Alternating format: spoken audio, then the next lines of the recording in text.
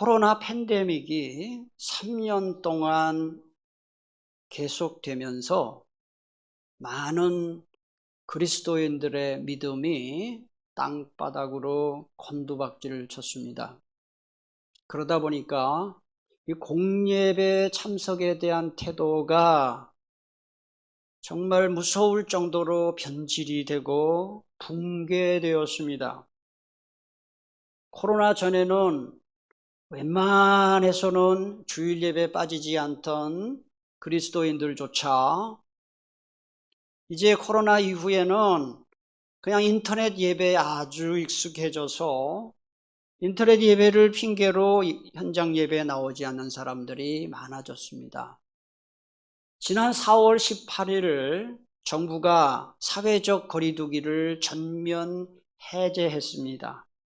그 이후에는 어떤 제약도 받지 않고 예배 다 참석할 수 있도록 정부에서 조치를 했습니다. 그런데도 예배당에 나와서 예배드리지 않는 현장 예배에 참석하지 않는 그리스도인들이 굉장히 많습니다. 이거 다 조사를 했어요. 여러분들이 생각할 때는 코로나 전에 예배당에 나와서 예배드리던 분들 중에서 예배당에 나오지 않고 유튜브로 또는 인터넷으로 예배드리는 분들이 비율이 얼마나 된다고 여러분 생각하세요? 몇 퍼센트나 될 것 같아요? 네? 이게요, 43%예요. 여러분, 43%, 이 통계로 나왔어요. 43%면은 거의 절반이에요. 그러니까 이 한국 교회가 이렇게 형편없이 그러다 보니까 이렇게 예배가 무너진 거죠. 그래서 그 교회가 클수록, 교인이 많은 교회일수록 타격이 더 커요. 여러분들이 생각할 때는 교인 많은 교회는 타격이 없겠다. 많은 중에 조금 빠지니까 안 그래요. 많은 교회가 많이 빠져요. 그래서 어떤 교회는 예를 들면 100명, 1000명 모이는 교회는 700명으로 줄어들어요. 600명으로 줄어들어요. 엄청난 거죠. 네. 그러니까 유튜브로 예배를 드리고 인터넷으로 예배를 드리고 또 어떤 가정은 그냥 가정 예배 드린 것으로 예배 대체하고 아예 이도저도 안 하고 이런 비율이 상당히 높아졌습니다. 여러분, 신앙이 붕괴될 때 가장 먼저 나타나는 증상이 뭔지 아세요? 예배를 멀리 하는 거예요. 예배를 소홀히 하는 것입니다. 그거 자기가 알아요. 믿음이 떨어지면은 제일 먼저 나타나는 증상이 예배 가기 싫어요. 또 예배 막상 와도 은혜를 못 받아요. 왜요? 예배 사모하는 마음이 없으니까 말이죠. 그래서 히브리서 10장 25절에 보니까 어떤 이들처럼 함께 모여 예배하기를 피할 것이 아니라 서로 격려하여 더욱 힘써 모이십시오라고 헌면하고 있어요. 제가 올해 연초에 1월인가 2월인가 제가 코로나 걸려가지고요. 저도 집에서 한번 이 줌으로 예배 드린 적이 있어요. 그래서 1부, 2부 예배 우리 부목사님들이 예배 인도하고 그랬는데요. 우리 식구가 4명이 한꺼번에 다 걸렸어요. 감사하죠. 한꺼번에 걸린 거. 감사한 일이죠. 그래가지고 4명이 다 소파에 이렇게 앉아가지고 예배를 드리는데 제가 느낀 점이 있어요. 줌으로 드리는 예배, 유튜브로 드리는 예배는 예배가 제대로 안 되더라고요. 그 예배는 예배가 아니다! 저 그렇게 말하지는 않겠지만, 이게 예배 같지가 않아요. 여러분 경험해 보신 분은 아실 거예요. 예배 드려도 도무지 예배를 드린 건지 안 드린 건지 이게 모르겠더라고요. 은혜가 안 돼요. 첫째는 집중이 안 돼요. 그래서 성경이 말씀하는 예배는 좀 아까 말씀드린 대로 교우들이 함께 모여 예배하라 그렇게 말하고 있습니다. 여러분 함께 모여서 찬송 부르고 함께 모여서 말씀 듣고 함께 모여서 기도할 때 성령께서 그 자리에 더 크게 역사하시는 줄 믿으시기를 바랍니다. 예배는 신앙의 생명줄이에요. 생명줄. 왜냐하면 신앙이 무너지면, 예배가 무너지면 신앙이 무너지기 때문에 그렇습니다. 그래서 우리가 돈줄, 빽줄, 사람줄 다 끊어줘도 큰 문제는 없어요. 불편하기는 하지만 돈줄, 빽줄, 사람줄 다 끊어줘도 상관없어요. 하지만 예배줄이 끊어지면 안 돼요. 왜냐하면 예배줄이 끊어지는 순간 우리의 영혼과 하나님이 딱 끊어지기 때문에 우리의 생명, 우리의 영혼이 완전히 하나님과 분리되기 때문에 우리 신앙이 무너지는 거예요. 그래서 예수님께서 요한복음 4장 23절에서 뭐라고 말씀하셨습니까? 아버지께서는 자기에게 이렇게 어떤 자를 찾는다 그랬어요. 예배하는 자를 찾는다. 우리 하나님이 뭐가 부족한 분이라서 예배하는 자를 찾겠어요? 그토록 우리 하나님이 예배자를 귀히 여기신다는 이런 뜻이죠. 예배를 영어로 월십이라고 합니다. 월십이라는 이 말은 월스라는 단어에서 W-O-R-T-H 월스라는 단어에서 나왔어요. 이 월스라는 단어는 가치라는 뜻입니다. 그러니까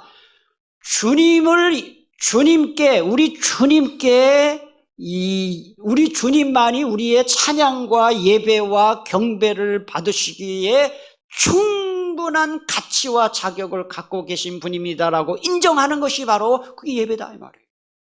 그래서 우리 공예배 시간에 여러 순서들이 있지만은 가장 중요한 것이 바로 무엇입니까? 우리 주님께 모든 영광을 돌립니다. 우리 주님을 경배합니다 하는 것이 그게 가장 중요합니다. 요한계시록 우리가 오늘 5장을 보고 있는데 이 5장에는 3편의 찬양이 나와요. 자, 여러분 눈으로 한번 확인해 보세요. 첫 번째는 9절 10절에 나오는 찬양인데요, 24장로들의 찬양이 나오고요, 그 다음에 11절 12절은 천사들의 찬양이 나와요. 13, 14절은 온 세상 모든 피조물들의 찬양이 나옵니다. 오늘은 그 첫 번째인 24장로들의 찬양에 대해서 말씀을 드리겠습니다. 9절을 다시 한번 제가 봉독하겠습니다. 그들이 새 노래를 불러 이르되 두루마리를 가지시고 그 인봉을 떼기에 합당하시도다. 일찍이 죽임을 당하사 각 족속과 방언과 백성과 나라 가운데에서 사람들을 피로 사서 하나님께 드리시고, 여기서 그들이 누구냐? 우리 성경 읽을 때 주어가 나오면 주어가 누군지를 알아야 돼요. 그들이 누구냐? 위에 나오는 24장로들을 말하는 거예요. 그러니까 24장로들의 찬양, 새 노래로 그랬어요. 여기 새 노래는 뭐냐? 새로 나온 노래라는 뜻이 아니에요. 시간적으로 새로 나온 그런 뜻이 아니고요, 질적으로 새 노래라는 뜻이에요. 이전에는 결코 존재하지 않았던 노래, 이전에는 전혀 들어보지 못했던 새로운 내용과 새로운 방식으로 부르는 노래라는 뜻입니다. 죽임당한 어린 양 예수님을 통해 시작되고 성취될 새로운 구원 역사를 찬양하는 노래, 그걸 새 노래라 그래요. 근데 우리 예수님은 9절 상반절에 보니까 두루마리를 가지시고 그 인봉을 떼기에 합당하신 분이라 그렇게 찬양을 했어요. 그래서 오늘은 9절과 10절은 전부 뭘 얘기하느냐? 우리 예수님이 어떻게 두루마리를 가지시고 인봉을 떼기에 합당하신 이유가 뭐냐? 그 근거가 뭐냐? 그걸 3가지로 말씀하는 거예요. 그래서 오늘 24장로들이 하늘 성전에서 어린 양 예수님을 찬양하는 이유, 우리가 예수님을 찬양하는 이유가 무엇이냐를 오늘 깨달을 때 우리의 마음속에 진정한 예배와 경배가 나오게 되는 것입니다. 첫째로, 예수님은 인류의 죄를 담당하시기 위해 십자가 고난을 당하신 분이기 때문에 그래요. 9절 중간에 보시면 일찍이 뭐를 당했다 그랬어요? 죽임당했다. 이 일찍이 죽임을 당했다는 이 번역이 조금 약한 번역이에요. 예, 그리스 원문 성경의 스파조라는 이 단어는 사실은 살육을 당했다라고 해야 더 정확해요. 도살당했다. 여러분, 죽임당했다는 말하고 도살을 당했다는 말은 어감이 엄청 차이가 나요. 도살이 뭔지 아시잖아요. 도살. 여러분 짐승을 도살장에서 죽일 때 그렇게 점잖게 죽입니까? 완전히 그냥 좀 잔혹하죠. 요새는 뭐 동물도 권리가 있어서 뭐 잘하지만은 어쨌든 살육하고 도살한다는 뜻이에요. 예수님의 십자가 고통이 그토록 컸다 이런 뜻이죠. 근데 오늘날 십자가가 그 원래의 의미를 다 잃어버렸어요. 왜 그런지 아세요? 값싼 가격의 십자가 액세서리를 팔고요. 그 다음에 화려한 십자가 문양으로 어떤 장식품을 만들다 보니까 이 십자가의 의미가 다 잃어버렸어요. 십자가는 원래 여러분 그 당시에 세계에서 가장 악랄한 사형 도구였어요. 사람의 진을 빼서 죽이는 거예요. 여러분 사람을 못으로 박아가지고 딱 매달아 놓고 낮에 뜨거운 햇빛에 다 고통당하고 밤에는 추위에 고통당하고 그 다음에 맹금류 독수리나 까마귀 같은 게 와서 막 눈을 쪼고 살을 쪼아먹고 그렇게 죽이는 거예요. 그 고통을 주님이 당했다. 십자가에서 그 고통을 당했다. 그거를 지금 말하는. 그래서 16세기 종교개혁자인 마틴 루터는 이런 말을 했습니다. 성경을 짜보아라. 그러면 피가 나올 것이다. 여러분 성경에서 도대체 무슨 피가 나온다는 뜻일까요? 여러분 성경에서 누구의 피가 나온다는 뜻일까요? 말씀해 보세요. 예수 그리스도의 피가 나온다는 거예요. 성경은 전체가 예수님의 십자가를 증거하기 때문에 성경은 피의 책이에요. 기독교는 피의 종교예요. 그래서 옛날에는 십자가 종탑 보면 다 빨간색이었어요. 근데 우리 교회부터 이게 요새 유행이 이상해져가지고 뭐 빨간색 닮으면 싫어한다 그러고 하얀색. 사실은 십자가는 빨간색이 맞고요. 옛날에는 이 성경책도요. 이 성경책도 여기 다 무슨 색깔이었습니까 여기에? 근데 지금은 다 돈 색깔이에요. 돈 색깔. 저는 이거 아주 애통하게 생각해요. 그래서 사실은 성경책 살 때 가능하면 십자가 빨간색을 찾는데 일도 없어요. 할 수 없이 이거. 그래도 뭐 돈이 나쁜 건 아니니까. 골드색이에요, 골드색. 이게 타락이죠. 어떻게 보면 아무것도 아닌 것 같지만 이게 타락이에요. 여러분, 인간의 생명은 피에 있어요. 피. 그래서 사람이 과다출혈을 하면 죽어요. 제가 찾아보니까 자기 몸무게의 8% 정도의 피가 나오면 죽습니다. 네. 그래서 이 사실을, 인간의 생명이 피에 있다는 이 사실을 100년 전에 의학이 발견을 했어요. 아주 위대한 발견이었어요. 그런데 놀랍게도 2000여 년 전에 이미 레위기는 17장 11절에서 인간의 생명이 피에 있다 그렇게 말했어요. 여러분, 이제 우리 이 세상에 얼마나 과학이 발달했어요. 달나라 이미 갔고요. 화성에도 가요. 무인 우주선 보냈어요. 이제는 사람이 관광을 화성으로 간다. 지금 그렇게 발표하고 미국에서 지금 그거를 추진 중에 있어요. 의학도 과학이 이렇게 발전하고 의학이 이렇게 발전했지만 아직도 인간이 만들지 못하는 것 중에 하나가 뭐냐? 사람의 피를 못 만들어요. 왜 그래요? 피가 생명이에요. 생명을 만들 수 있는 분은 오직 창조주 하나님밖에 없어요. 여러분, 저는 장담합니다. 앞으로도 아무리 과학이 발달하고 아무리 의술이 발달해도 절대로 사람은 피를 못 만들어요. 하나님만 생명을 만들 수가 있는 거예요. 그래서 피부 색깔이 까만 사람이든 하얀 사람이든 우리처럼 노란 사람이든 그 피의 색깔은 다 똑같아요. 여러분, 흑인의 몸속에 까만 피가 흐르지 않아요. 백인의 몸속에 하얀 피가 흐르지 않아요. 우리의 몸속에 노란 피가 흐르지 않아요. 모든 사람의 이 혈관 속에는 빨간 피가 흐르고 있어요. 뭘 말합니까? 피부 색깔이 다르지만 모든 생명은 똑같이 귀하다 하는 거예요. 그래서 피부 색깔이 달라도 혈액형만 같으면 피를 주고 받을 수가 있는 것입니다. 그러므로 피에 생명이 있다 하는 것을 하나님은 우리 몸을 통해 보여주셨는데요. 이 세상의 대부분의 종교들을 보면 그 종교가 어디서 발생했느냐, 발생지에서 주로 그 종교가 번성합니다. 예를 들면은 이슬람교요, 아랍에서 발생했죠. 중동에서 탄생했죠. 그래서 아랍권에서 주로 이슬람교가 번성을 합니다. 불교와 힌두교, 인도에서 발생했습니다. 주로 인도권에서 번성을 하고요.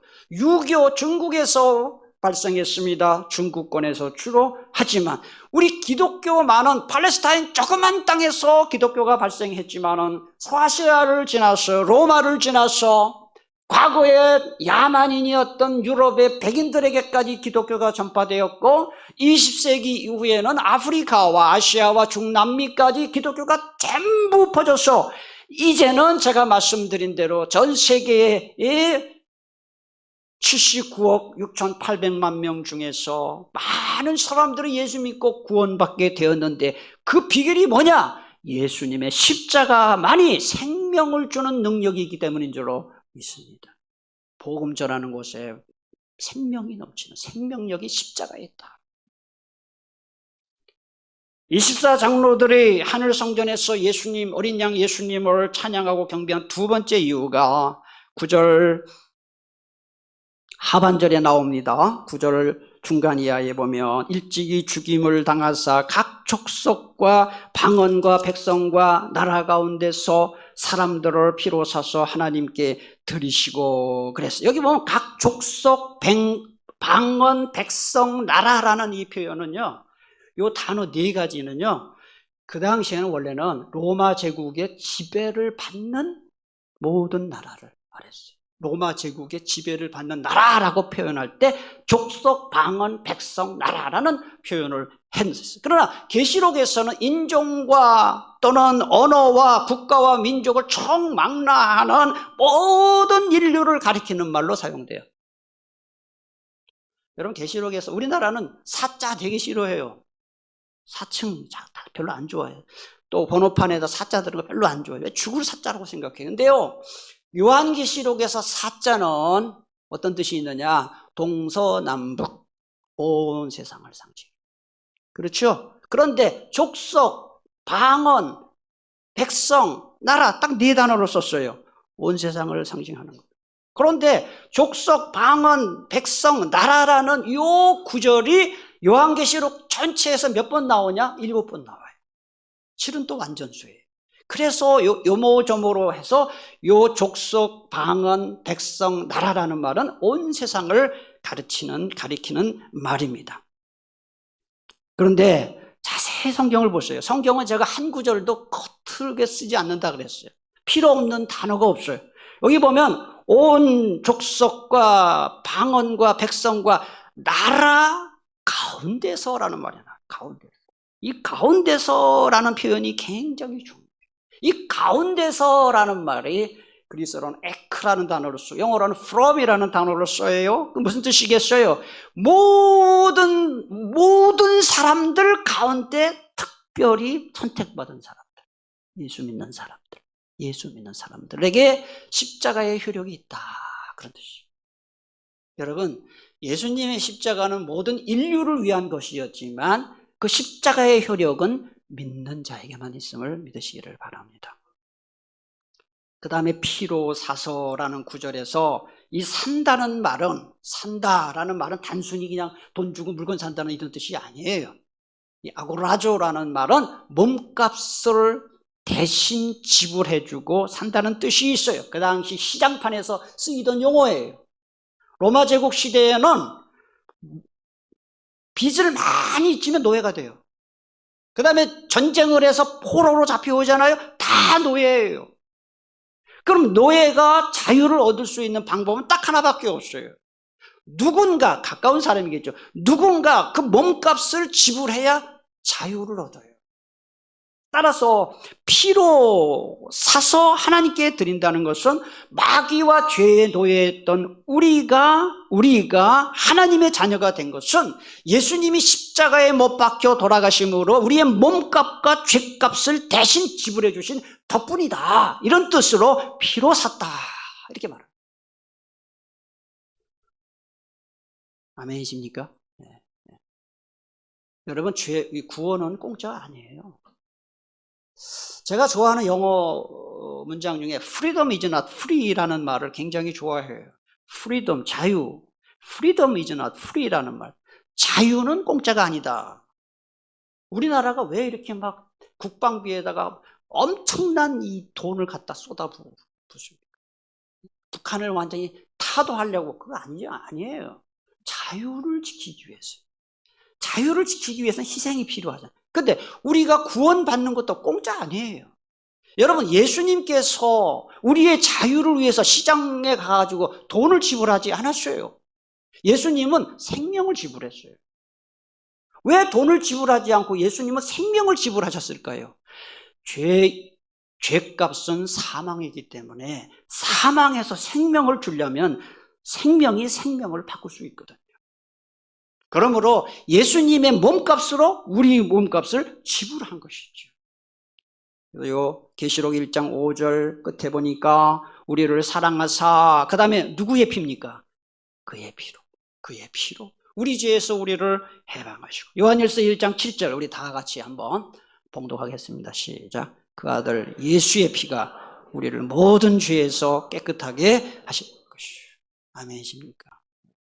여러분, 십자가를 볼 때마다 그냥 목걸이, 액세서리 그거 생각하지 마시고요. 주님의 십자가를 생각하세요.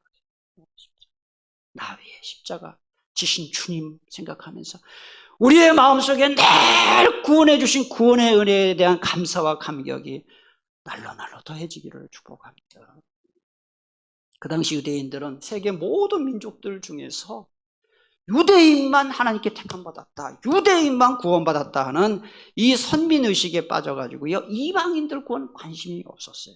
그런 점에서 이 9절 하반절 말씀은 크게 잘못됐다는 것을 보여줍니다. 13절을 보니까 나중에 또 보겠습니다만 온 세상 피조물들이 하나님과 어린 양 예수님을 찬양하며 경배하는 장면이 나오는데, 요한계시록 읽어보면 이런 장면이 많이 나와요. 성경 66권 전체에서 가장 선교적인 책 하나를 골라라. 전 요한계시록 골라요.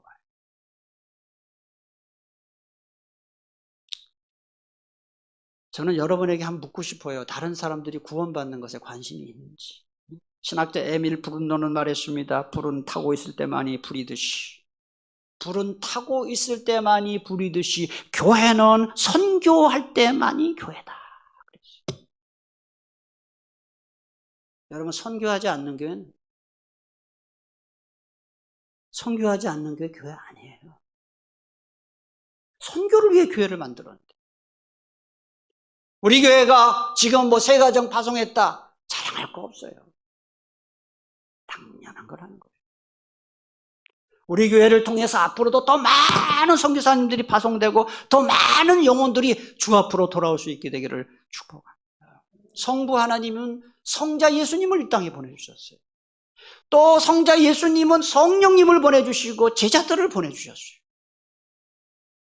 그리고 성령님과 제자들은 그리스도인들을 세상으로 보냈어요. 세상에 나간 그리스도인들은 복음을 전했을 뿐만 아니라 그의 삶을 통해서 하나님의 영광을 돌렸어요. 그 사명이 우리에게 있어요. 여러분, 예수님 승천하신 후에 초대교회가 폭발적으로 부흥을 했잖아요. 막 교회가 막 폭발적으로 부흥을 했어요. 그래서 아까 얘기한 소아시아를 넘어서 로마를 넘어서 저 유럽까지. 근데 그 주동자가 목사가 아니에요.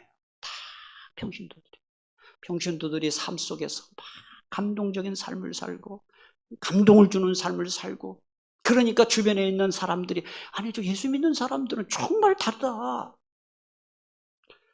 제가 우리 가끔 이제 우리 교회 새로 오신 분들 면담을 하다 보면은 우리 교회 어떻게 오시게 됐어요? 라고 물어봐요. 그럴 때 그 대답 중에 가장 제가 감동받을 때가 언제인지 아세요? 목사님, 저는 우리 삼국제일교회 아무개 집사님과 같은 직장에 다녀요. 목사님, 저는 우리 삼국제일교회 아무개 집사님과 같은 아파트에 살아요. 그런데 제가 직장에서 보니까, 제가 아파트에서 보니까 저분은 뭔가 다르다고. 저는 예수님 믿지 않는 사람인데 야, 저분이 예수님을 믿는다면 나도 그 예수님을 믿고 싶다고. 저분이 다니는 교회 나도 한번 다니고 싶다고. 그래서 나왔다는 거예요. 그래서 제 마음속에 어떤 마음이 들겠어요? 아니 도대체 그 집사님은 어떻게 살았길래 저런 말을 들을까? 궁금해요. 여러분, 여러분의 삶의 모습을 보면서 여러분 직장에서 어떤 사람들이 또는 여러분 만나는 주변 사람들이 야, 저분이 믿는 신이라면 나도 한번 믿어보고 싶다. 그런 마음이 들도록 우리 좀 살 수 있기를 바랍니다. 그래서 뭐 예수 믿으세요. 삼국제일교 갑시다. 뭐 그렇게 얘기 안 해도 너무너무 궁금해하는 거죠. 저분이 사는 교회 어떤 교회인가? 여러분, 웅장한 예배당 건물을 짓고 막 주차장 넓게 만들고 막 찬양대 막 크게 하고 막 파이프 오르간 하고 이래서 교회가 이게 주님 기뻐하시는 교회 되는 거 아닙니다. 그런 게 없어도 모든 교우들이 자기의 가정, 자기의 직장, 자기의 삶 속에서 이웃 사회로 나와서 사회적 책임을 다하고 예수 믿는 사람답게 살아갈 때에 많은 지역 주민들이 주 앞으로 돌아오는 그 선교적인 교회가 될 줄로 믿습니다. 우리 교회가 그런 교회가 되기를 간절히 바랍니다. 마지막 셋째로 왜 어린 양 예수님께 경배와 찬양을 드려야 되는지 이유가 10절에 나와요. 10절. 우리 10절 다시 한번 다 같이 한번 봉독합니다. 시작. 그들로 우리 하나님 앞에서 나라와 제사장들을 삼으셨으니 그들이 땅에서 왕노릇하리로다 하더라. 아멘. 여기 그들이 누구냐? 9절의 끝에 나오는 구원받은 사람들을 말해요. 구원받은 사람들이 하나님 앞에서, 여기서 하나님 앞에서라는 말에 원래 뜻은 하나님께, 우리 하나님께 말이에요. 구원받은 사람들이 하나님 나라의 백성과 제사장이 되어서 왕노릇하게 된 것은 어린 양 예수 그리스도의 십자가의 은혜이기에 어린 양 예수님을 찬양하고 경배한다는 말씀. 근데 여기 나라와 제사장들이라고 했잖아요.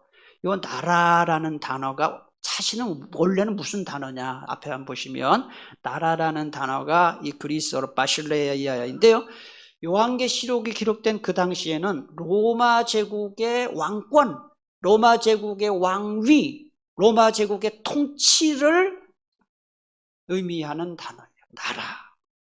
그러니까 사람들이 나라라는 바실레이아라는 단어를 딱 보면 로마를 생각했어요. 로마 황제를 생각하고 로마의 통치를 생각했는데 여기서 하나님 나라로 말하는 것이죠. 그러니까 우리 그리스도인들은 로마 황제가 아닌 하나님의 통치를 받는 하나님 나라의 백성이 되었다. 구약시대에는 우리 일반인들은 하나님 못 만났습니다. 왜냐하면 하나님 만나려고 나갔다 즉사했어요. 그래서 성전의 성소에는 제사장만 갈 수 있었고 지성소에는 1년에 한 번 그것도 대제사장만 갈 수가 있었어요. 그런데 예수 그리스도의 십자가의 공로로 이제는 언제든지 하나님 앞에 나아갈 수 있게 되었다. 그런 점에서 제사장이 되었다. 그렇게 하는 거예요. 여러분 기도할 때 저한테 와가지고 목사님 기도해 주세요 해서 하나님께 올라가는 거 아니잖아요. 누구라도 하나님께 기도를 하는데 누구의 이름으로 기도합니까? 예수님의 이름. 그게 바로 제사장이에요. 히브리서 4장 6절. 그러므로 우리는 긍휼하심을 받고 때를 따라 돕는 은혜를 얻기 위하여 은혜의 보좌 앞에 담대히 나가는. 구약시대는 못했는데 이제 예수님의 십자가의 공로로 제사장이 되었다. 구약시대에 이집트를 탈출한 이스라엘 백성들에게 하나님이 한 가지 약속을 주셨어요. 출애굽기 19장 5절 6절에 보니까 세계가 다 내게 속하였나니 너희가 내 말을 잘 듣고 내 언약을 지키면 너희는 모든 민족 중에서 내 소유가 되겠고 너희가 내게 대하여 어떤 나라가 된다 그랬어요? 제사장 나라. 이게 굉장히 중요한 약속이에요. 제사장 나라가 되고 거룩한 백성이 될 것이다 했는데 이스라엘 백성들이 불순종했어요. 이게 이루어지지 않았어요. 그런데 마침내 예수 그리스도의 십자가의 공로로 우리가 제사장이 되었다 하는 것이 본문에. 그래서 예수님을 찬양한다. 계시록 20장 6절은 말씀합니다. 둘째 사망이 그들을 다스리는 권세가 없고 도리어 그들이 하나님과 그리스도의 제사장이 되어 1000년 동안 그리스도와 더불어 왕노릇한다. 여기 왕노릇한다는 말이 나와요. 오늘 10절 끝에도 보면 왕노릇한다는 말이 나와요. 도대체 무슨 뜻이냐? 여러분 잘 들으세요. 이게 마지막 결론입니다. 예수 믿는 사람들이 왕노릇한다는 것은 우리는 보통 생각할 때 권력을 휘두른다 이렇게 생각하는데 그렇지 않습니다. 여러분 하나님 나라, 천국 그러면 뭐가 가장 먼저 떠오릅니까? 가만히 한번 생각해 보세요. 하나님 나라, 천국 하면 대부분이 뭘 먼저 떠오르느냐? 죽은 다음에 가는 천당을 생각해요. 그 답은 100점 만점에 40점도 안 돼요. 오늘 분명히 알고 가세요. 하나님 나라, 천국이 뭐냐? 그거는 어떤 특정한 공간을 가리키는 것이 아니고요. 하나님을 나의 왕으로, 나의 주인으로 모시고 하나님의 다스리심에 순종하는 곳이 바로 하나님 나라예요. 그래서 내 심령이 그러면 내가 개인 천국이 되는 거예요. 가정이 그러면 가정 천국, 교회가 그러면 교회 천국, 나라가 그러면 나라가 천국이 되는 것이죠. 그리스도인이 어떤 사람입니까? 예수님을 주인으로 모시고 사는 사람. 평생 교회 다니고요, 평생 예배에 빠진 적이 없는 사람이라 할지라도 예수님을 주인으로 모시고 살지 않는 사람은 그리스도인이 아니에요. 종교인이에요. 질문하고 말씀 맺겠습니다. 여러분은 그리스도인입니까? 종교인입니까? 기도하겠습니다. 오늘 주신 말씀 붙들고 함께 기도하기를 원합니다. 예배는 생명줄이다. 오늘 말씀을 통해 함께 배웠습니다. 정말 내 마음속에 예배를 사모하는 마음이 있는지, 주님을 경배하고 찬양하는 마음이 있는지,